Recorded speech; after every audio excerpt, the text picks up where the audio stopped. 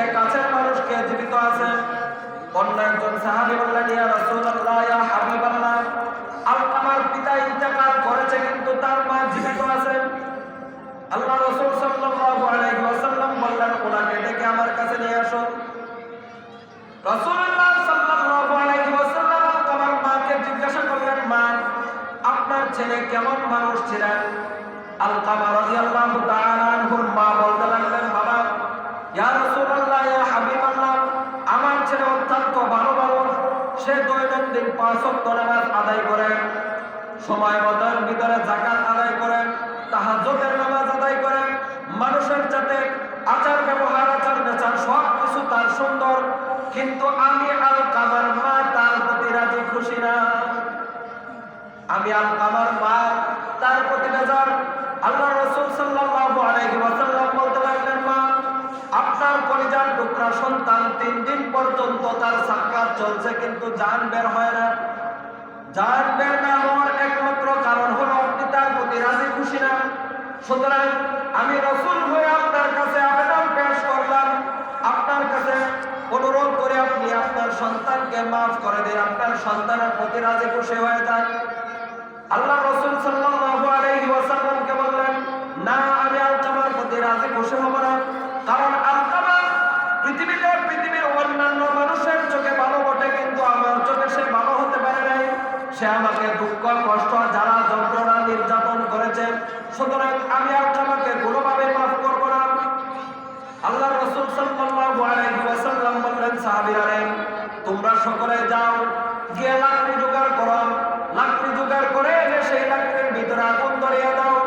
কারণ আমি রাসূল জানি আলকামা ইন্তেকাল করার পর তাকে কবরস্থ করার সঙ্গে সঙ্গে সেই ব্যক্তিটাকে জাহান্নামের আগুনে জ্বালানো হবে। সুতরাং যে ব্যক্তি ইন্তেকাল করার পর সঙ্গে সঙ্গে জাহান্নামে যাবে, সেই ব্যক্তি দুনিয়াতে থাকা অবস্থায় আগুনে পড়তে পড়তে মারা যায়। কারণ সে তার মাকে রাজি খুশি করাইতে পারে নাই। আল্লাহ রাসূল সাল্লাল্লাহু আলাইহি ওয়াসাল্লামের ঘোষণা অনুযায়ী সাহাবায়ে কেরাম লাকড়ি জোগাড় করলেন। লাকড়ি জোগাড় করার পর সেই জায়গার লাকড়ির ভিতরে আগুন ধরিয়ে দিলেন। যে মুহূর্তে আলকামা রাদিয়াল্লাহু তাআলা আনহুকে রাসূল সাল্লাল্লাহু আলাইহি ওয়াসাল্লামের সাহাবীরা আগুনের ভিতরে নিক্ষেপ করবে, আপনারা বলুন তো দেখি, একজন মায়ের সামনে তার কলিজার টুকরা সন্তানকে কেউ আঘাত করবে অথবা আগুনের ভিতরে নিক্ষেপ করবে, এই কষ্ট, এই দুঃখ, যন্ত্রণা কি পৃথিবীর কোনো মা সহ্য করতে পারে? পৃথিবীর কোনো মা এই দুঃখ, জ্বালা, যন্ত্রণা, কষ্ট সহ্য করতে পারে না। অথচ একজন সন্তান তার পিতামাতাকে অপমান, অপদস্থ এবং লাঞ্ছিত, বঞ্চিত করতে করতে সে তার পিতামাতার গায়ের উপরে হাত তুলতেও দ্বিধাবোধ করে না। কিন্তু মাকে যতই কষ্ট, যারা যন্ত্রণা, নির্যাতন করুক না কেন, একজন মা তার সন্তানের শরীরের ভিতরে ফুলের টোকা পর্যন্ত সহ্য করে না।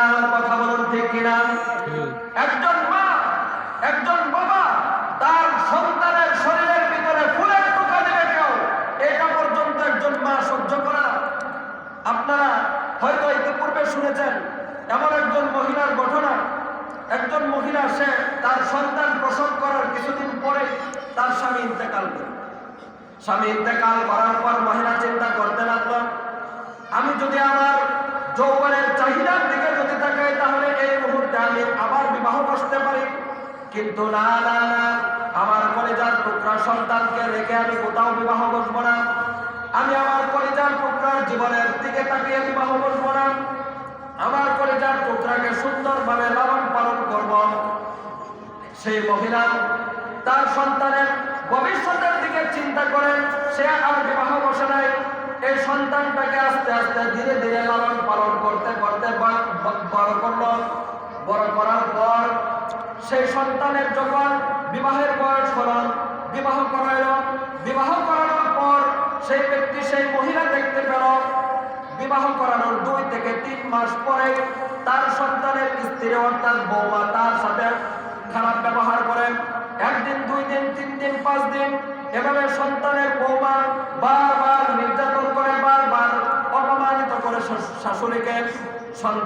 সন্তানকে বলল, বাবা দেখো আমি তোমার বৌমার সাথে কোনো রকম খারাপ আচরণ করি না, কিন্তু তোমার বৌমা তোমার এভাবে আমার উপর নির্যাতন করে বকাবাধ্য করে। তার স্বামী যখন বাড়িতে আসে সেই বৌমা তার স্বামীর ভিতরে কানের ভিতরে এভাবে কিছুদিন যাওয়ার পর এমন ভাবে পরিবর্তন হয়ে গিয়েছেন, একটা সময়ের ভিতরে যে সন্তানের জীবন, যে সন্তানের ভবিষ্যতের দিকে তাকিয়ে তার মা বিবাহ বসে নাই, সেই সন্তান মায়ের গায়ের উপরে আঘাত করে বসে, সেই সন্তান মায়ের গায়ের উপরে আঘাত করে বসে। সুতরাং আলকামা রাদিয়াল্লাহু তাআলা আনহুকে আগুনের ভিতরে নিক্ষেপ করবে এটা তার মা সহ্য করে নাই। আলকামা রাদিয়াল্লাহু তাআলা আনহুর মা তখন বললেন, যখন আগুনে নিক্ষেপ করবে সেই মুহূর্তে আল্লাহর রাসূল সাল্লাল্লাহু আলাইহি ওয়াসাল্লামকে বললেন, ইয়া রাসূলুল্লাহ, ইয়া হাবিবাল্লাহ, আমার কলিজার টুকরা সন্তানকে আগুনের ভিতরে নিক্ষেপ করার প্রয়োজন নেই, আমি আমার আলকামার প্রতি রাজি এবং খুশি হয়ে গেলাম। সুবহানাল্লাহ। এই কথা বলার সঙ্গে সঙ্গে আলকামা রাদিয়াল্লাহু তাআলা আনহু ওনার যে সাকরাত চলতেছিল উনি সুন্দরভাবে কালেমা লা ইলাহা ইল্লাল্লাহু মুহাম্মাদুর রাসূলুল্লাহ পড়ে সুন্দরভাবে ঈমানের হালতে ঈমান নিয়ে পৃথিবী থেকে বিদায় হয়ে চলে গেলেন।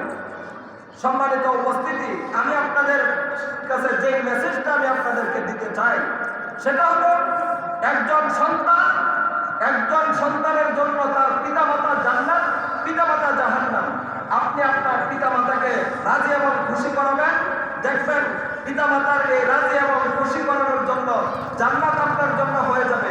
আর যদি রাজি এবং খুশি করাইতে না পারেন তাহলে আপনি আর জান্নাতে যাওয়াটা আপনার জন্য দুষ্কর কঠিন ব্যাপার হয়ে যাবে। মানুষ লক্ষ লক্ষ টাকা খরচ করে হজ করতে যায়। আল্লাহ রাসূল সাল্লাল্লাহু আলাইহি ওয়াসাল্লাম বলেন, কোন সন্তান যদি দয়ার মায়ার ভালোবাসার চোখে নজরে যদি একবার তার পিতা তার মাতার চেহারার দিকে তাকায়, সঙ্গে সঙ্গে আল্লাহ তাআলা তাকে কবুল হজের সওয়াব তার আমলনামায় দান করে দেন। সুবহানাল্লাহ। সাহাবায়ে কেরাম বললেন, ইয়া রাসূলুল্লাহ, যদি আমরা বারবার তাকাই, আল্লাহ রাসূল সাল্লাল্লাহু আলাইহি ওয়াসাল্লাম বললেন, তোমরা যদি দৈনিক যদি 1 লক্ষ বারও যদি তোমরা তোমার পিতামাতার দিকে ভালোবাসার নজরে তাকাও, তাহলে 1 লক্ষ হজের সওয়াব তোমাকে দেওয়া। সুবহানাল্লাহ। তাহলে এখানে আমাদের যাদের মা অথবা বাবা অথবা উভয়জন যারা জীবিত আছে, আমরা আজকের পর থেকে মা বাবার খেদমত সেবা যত্ন বাড়াইব না কমাইব? আমরা আমাদের পিতামাতার মা বাবার খেদমত সেবা যত্ন বাড়িয়ে দেব এবং পিতামাতার প্রতি ইহসান করব। এখানে যারা আছেন, আপনাদের যাদের সুন্দর একটা বিল্ডিং ঘর আছে, সেই ঘরের ভিতরে রুমের ভিতরে আপনার পিতামাতা থাকে, পিতামাতার প্রতি ইহসান করবেন। মায়ের জন্য বাবার জন্য কষ্ট করে হলেও একটা শীতকালে রুম হিটারের ব্যবস্থা করবেন, গরমকালে একটা এসির ব্যবস্থা করবেন। আপনি রুম হিটার এবং এসির ব্যবস্থা করলেন মা বাবার প্রতি, মা বাবার মন খুশি হয়ে যাবে। এই মা বাবার খুশিতেই আল্লাহ তাআলা খুশি হয়ে যাবে। সুবহানাল্লাহ। আল্লাহ তাআলা যেন আমাদের সকলকে, আমরা যেন আমাদের পিতামাতার বেশি থেকে বেশি খেদমত করতে পারি, তাওফিক দান করেন। সকলে বলুন আমিন। ওয়া আখিরু দাওয়ানা আলহামদুলিল্লাহি রাব্বিল আলামিন। আসসালামু আলাইকুম ওয়া রাহমাতুল্লাহি ওয়া বারাকাতুহু।